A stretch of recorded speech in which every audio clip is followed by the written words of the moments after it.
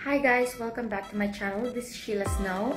And today, nasa facial care center po ako in PGC because I'm gonna have underarm chemical peeling. Yes. Since nagpapatan po ako, so yeah, umiitim po yan. And may mga lines din yung underarm ko. So I do Revlite. Once a month, palitan. Revlite or underarm peeling. Yan. So medyo umitim pa nga eh. And then, ipapatanggal ko rin po ang aking blemishes. As you can see. Ayan, yung mga ganyan. Sobrang daming blemishes due to severe allergic reactions sa mga insect bites. So, yan. Hawak ko lang yung phone ko. So, medyo nakalimutan kong dalhin yung camera ko. Ano ba yan? Pero, please naman kayo. So, yeah. Check nyo na lang yung procedure mamaya. Okay?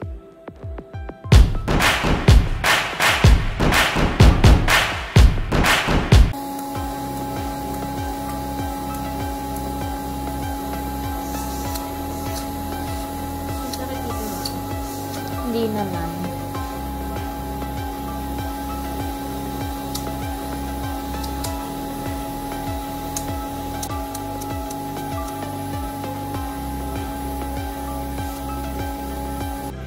So, ayan guys, may nilagay na chemical at iniwan na siya dyan. Hindi na siya tinanggal. So, bukas ko na siya babasain. Sorry, hindi ko na video kanina kasi dalawang kamay nakataas sa akin. So, yan. And yung paa ko na rin. Ayan, so meron pa siyang last na ilalagay na ano ba, ipapahid para makompleto na at pwede na akong umuwi. Yan guys, tapos na po akong magpapil. So, as you can see, medyo nanginginta pa ang aking kilikili. O diba, kilikili ko lang ang maputi. Thank you so much, Facial Care. Yep. For like 4 years na ata sila nagpa-pamper sa akin. Kilikili ko lang ang maputi. Yung nagpa-tan po ako kanina.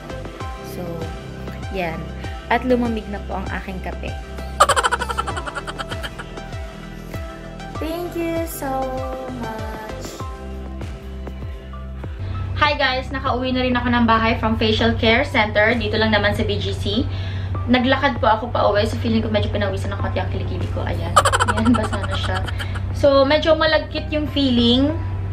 Kasi 3 patong. Kung makikita nyo naman, guys, ayan, yung inaano yung kilikili vlog, ito na. Kung makikita nyo, meron siyang line. Yan. Kasi may mga lines yung underarm ko. Alam nyo kung bakit? Kasi dati, ang unang ginamit ko na deodorant was Rexona. And then, nung nagkaroon ng hair, nung tumutubo na yung hair ko, sinishave ko, and then pluck, and then more Rexona. Hindi ko naman sinisiraan yung Rexona, no? Pero dun talaga yun talaga yung reason kung bakit umitim yung kilikili ko. So, hindi ko alam, baka sobrang lakas ng chemicals and hindi approve ng kilikili ko yung chemicals ng Rexona. Say hi to Banana. Ayan, magugulo na naman po sila sa camera ko. Nakakatakot. Baka na naman ano. And, ngayon, actually, on the spot yung pagpapa-underarm peeling ko. Kasi, nagpatan ako ngayon. As in, today lang guys ha. Today, nagpatan ako sa pool. After ko mag-gym, ayan, medyo maliwanag, pero as in, morena, chocolate color. Hindi naman chocolate, mocha color, ayan. Hindi nga pantay eh, kasi may guhit. So, parang tinagalan ko, nakaganyan lang yung kamay ko. Nakabilad ako sa araw, nakaganyan. Kasi ang tagal. Sobrang puti kasi dito yung side na to. Kasi, di ba, pag inner, hindi masyado naarawan. So, dito. So, may line siya. So, ayun, kailangan kong iganyan. Ah! So, yan. Hindi na rin ako nag-makeup kasi sobrang sakit ng face ko ngayon, guys. So, dapat, sa facial care, dapat magpapaano ko, ano yun? C+. It's called C+. Yung may peeling and may mask na rin. Ganyan. Sige, yung mga cats. Pero ngayon kasi, since feeling ko, baka na-sunburn ako. So, uy, excuse me naman, Pixie. Pixie! So, feeling ko, na-sunburn ako, so medyo mahapde, diba? So, ayan, mapula-pula. Wala pa ako nilagay na makeup. Sadyang mapula lang po ang aking mukha dahil feeling ko ay nasunog ang aking face. But, okay lang yon as long as meron facial care na nag-aalaga sa mukha ko. Yan. Malalim po ang aking mata, ganyan. Mukha po akong hindi Pinay, mukha akong ano, Indo-Malaysian. Charot. So, yep, and nakita nyo naman kanina yung blemishes, guys, diba? So, Kaya po ako nagkaroon ng mga blemishes na pina-peel ko rin kasi, ano ba? Naalala nyo, yung nag-post ako ng video na allergic ako, meron akong severe allergic reaction sa insect bites, na nagpunta talaga ako ng derma kasi lumobo siya sa paa, lumobo siya, and then nagtubig.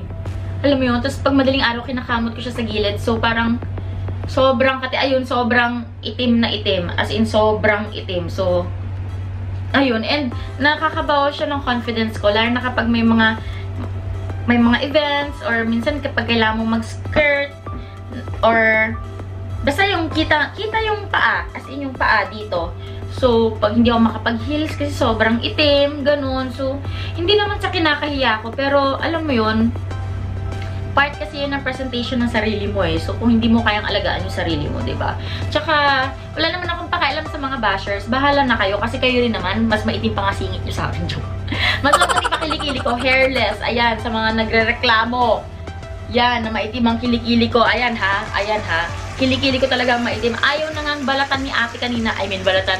Ayaw nang ipil ni ate kasi sabi niya, niloloko mo naman ako eh. Ang puti-puti ng kilikili mo. Sabi ko, ha?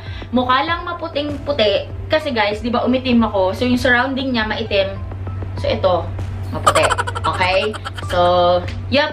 And, yes, hindi po ako binayaran ng facial care. Ako po mismo talaga ang kasi ang nagba-vlog. Ako pong pumili mag-vlog for para sa kanila kasi I've been with facial care for like 4 years and with Marie France.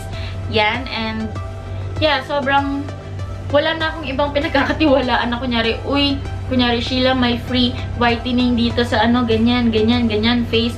Parang minsan natatakot ako kasi sa facial care, mas alaga nila yung mukha ko. Diba meron namang ganun? Pag alam mong mas inaalagaan ka, ayan naman tayo sa hugot. Kapag alam mong mas inaalagaan ka, dun ka na, diba? Hindi yung kung saan ka pa pupunta.